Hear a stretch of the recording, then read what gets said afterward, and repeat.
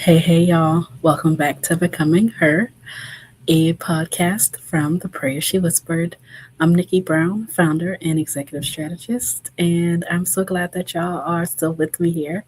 I had to take a bit of a break because this has been on the struggle bus emotionally. In all things, but I am back in the spirit of consistency. I'm not going to let my self be a barrier to becoming. Um, and so we have reached the halfway point of the season. This series has been designed to be a 12 episode series that will allow me to introduce myself to you and take y'all on the journey that I have been on to becoming her, my past self, my present self, and hopefully by the end of this, you all will get to see me grow into who I am about. This series is about growth, and I hope that these little nuggets that I've been passing along to y'all have been helpful in some way, shape, or form. And we're just going to keep it going. How about that? Today's conversation is about identity and about leadership, and about what it means to feel called when the title is gone. So today's episode is called Without the Title.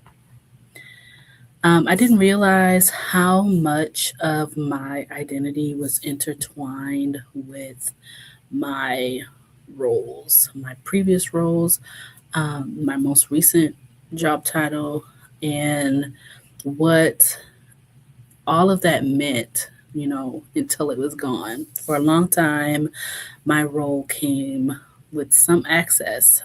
It came with proximity to folks within the system who had power.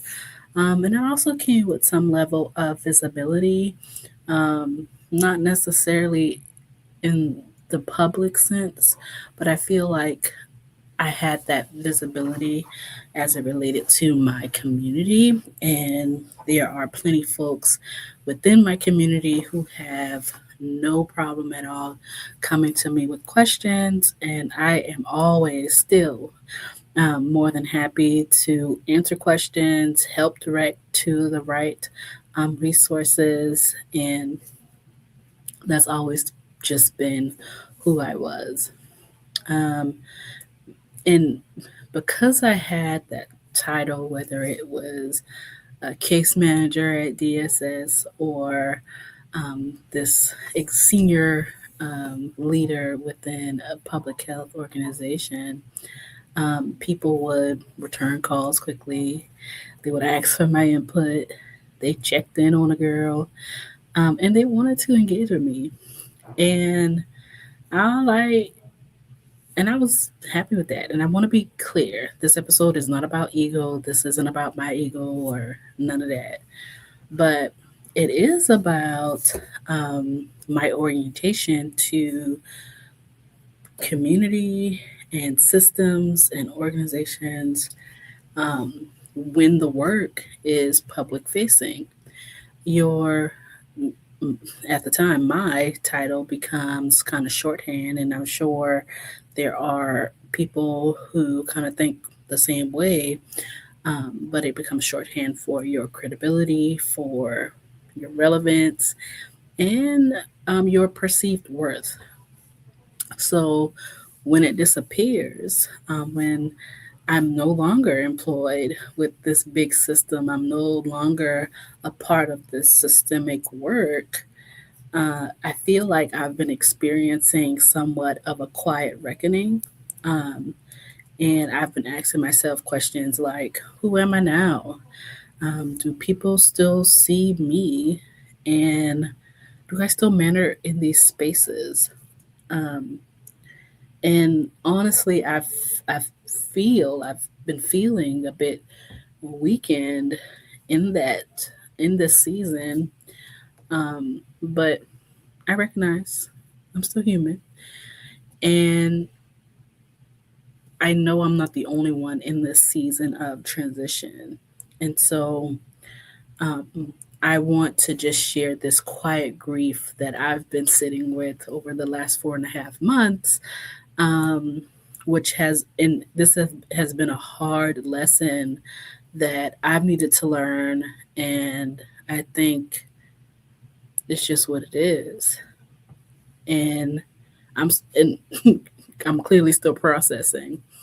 But that lesson is there's a difference between friendliness and friendship.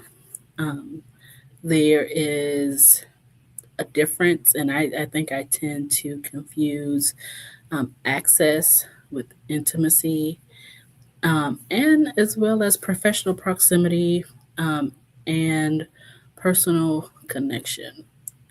I think when I was in these professional settings, and I'm still in these professional setting, because I'm a sensitive girl, I would confuse, being friendly with, oh, well, maybe I might be making a new friend, or oh, they came and asked me, oh, they asked me a personal question, and all these things, and I'm more than happy to share because I'm a transparent behind person.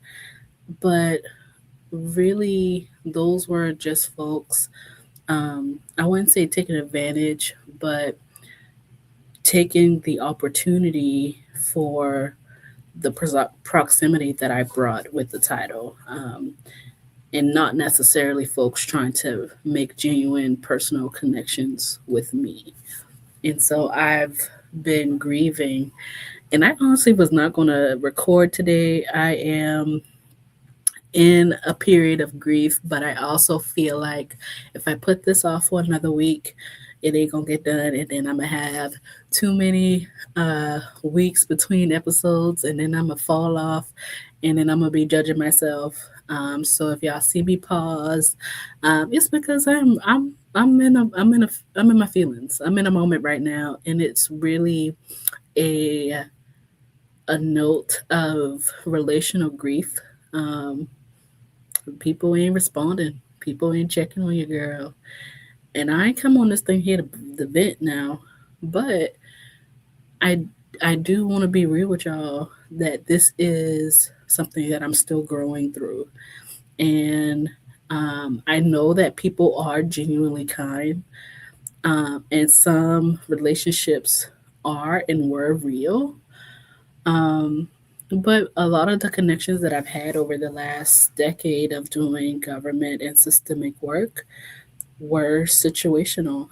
And that doesn't make nobody the villain, but losing a title clarifies who is connected to you and who was connected to the role. Um, and what surprised me the most was not the silence. It was how quickly it became normal. It was um, the absence of folks calling, check on me, or asking for help, or helping, needing help solving a problem. And uh,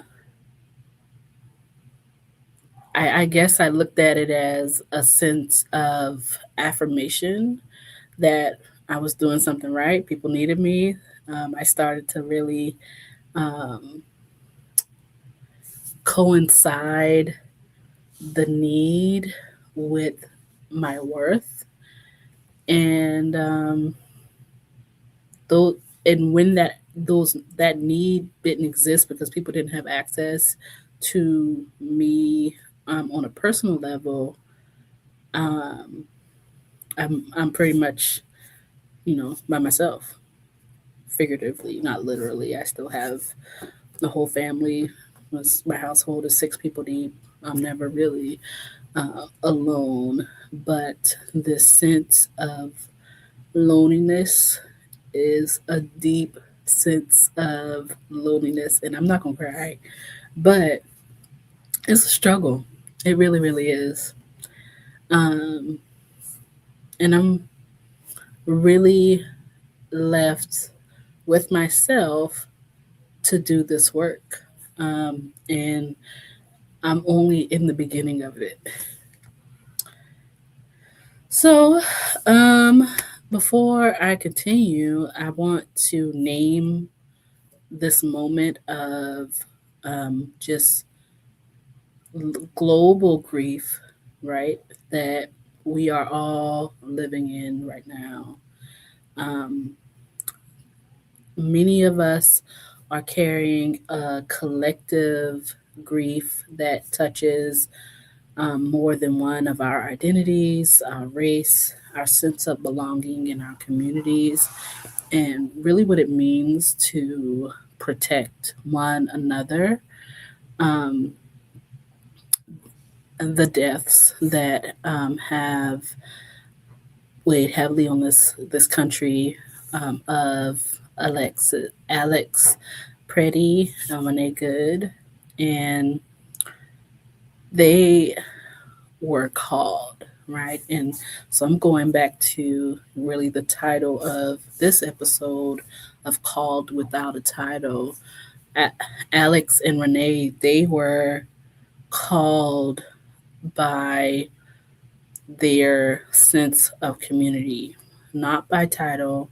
They weren't, assigned any roles of authority.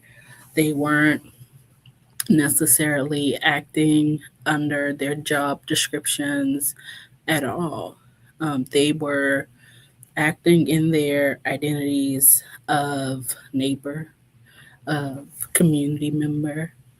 They were acting as people who helped people that they saw um, in danger, and they chose not to look away. And unfortunately, they lost their lives because they answered the call that God gave to them. And I want to be clear. I haven't gone political thus far in the series, and I don't plan on going political thus far in the series, but I do want to recognize the humanity of where we are in the moment that we are in right now, and why it's important for us to be reminded of something both sobering and sacred, right? And that is calling does not require permission. Courage does not come from position, and sometimes leadership will show up long before the recognition does. So when we are in moments like this where we are a bit shaken, um, and we grieve, we must also take a time and take a moment to reflect and ask ourselves, what does it mean to show up for one another? How do we tend to our fear without becoming numb to all of the things around us that is numbing at this point? And how do we stay human in times that really feel inhumane? Grief, when held with care, can refine our sense of purpose and um, make sure that our hearts aren't hardened. So,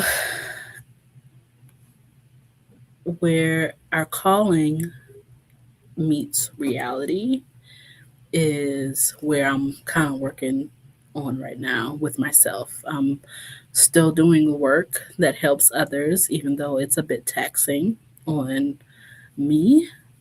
But I also need to be able to help my family, uh, primarily financially at this point, if I'm being honest. So, my calling to help create access to systems, to the people who need it, um, isn't canceled by the responsibility that I have to provide for my family. Um, and I believe deeply in my purpose.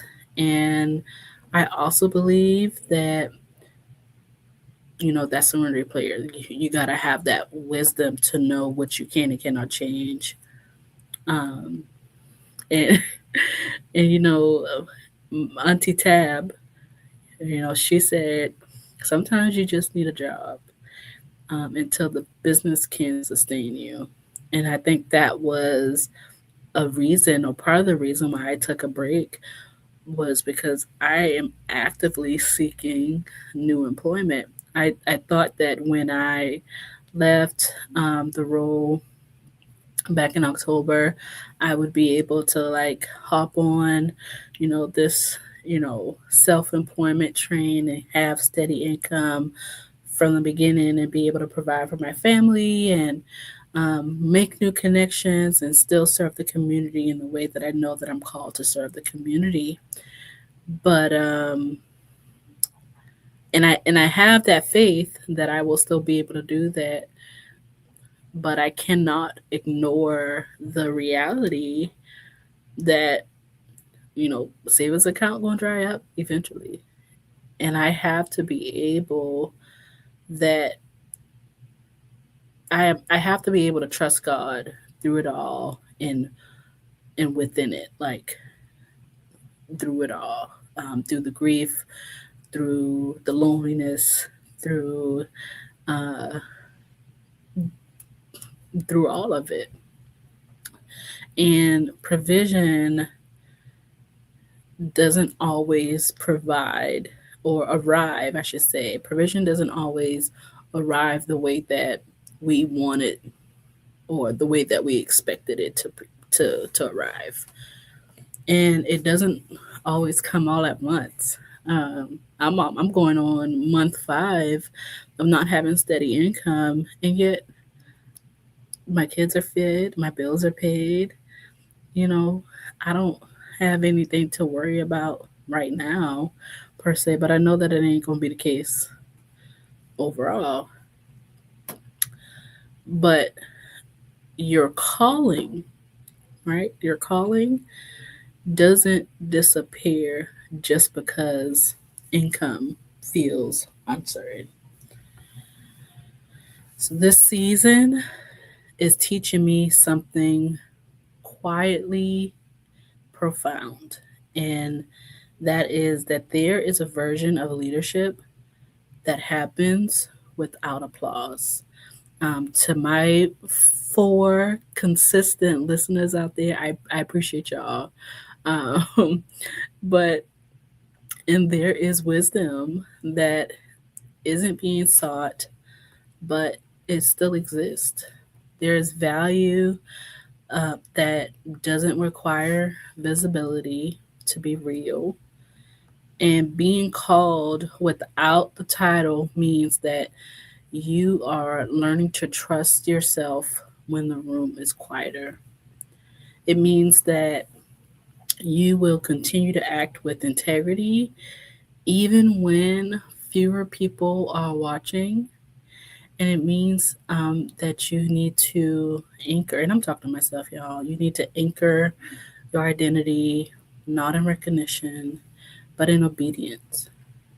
This season is not a small season, but this is a formative season that I need to go through in order to become. So, all of that to say, if you're navigating a season of transition like I am, I invite you to reflect on some questions. Um, who am I when no one is calling my name?